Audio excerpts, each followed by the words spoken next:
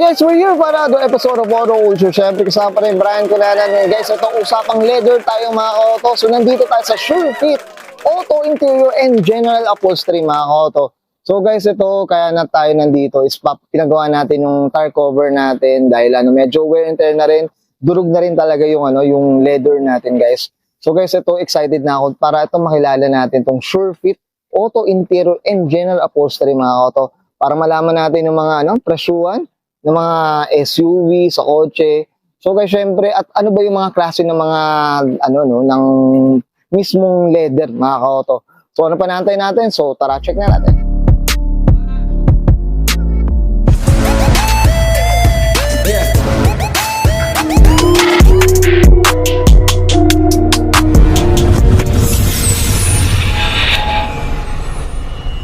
Tough long battery.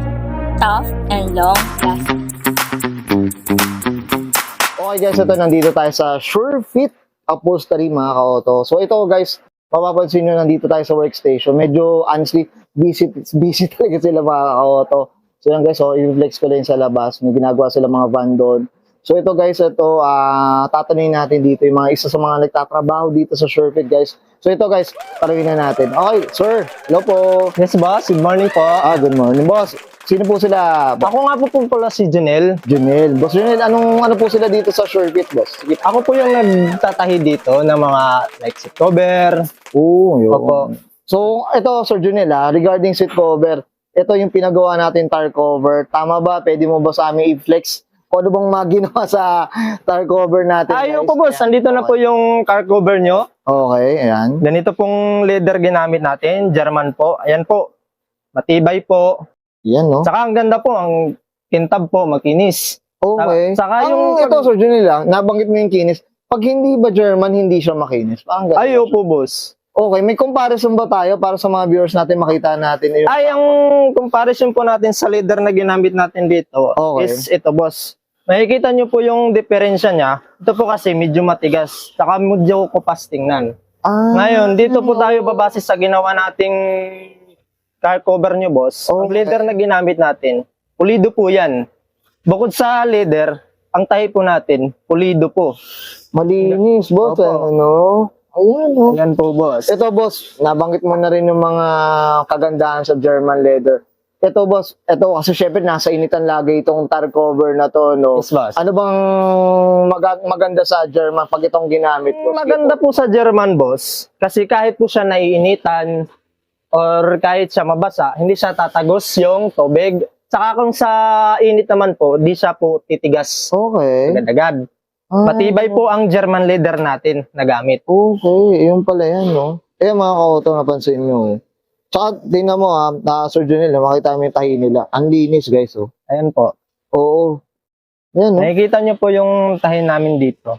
Ito, boss, syempre, usapang leather. Presyuhan tayo. Sige ba, boss? Yung mga saktong sasakyan, boss, no? Magkano magpa-leather seat mga ganun, boss? Sa kotse naman, boss, kung sa seat cover po tayo, Okay.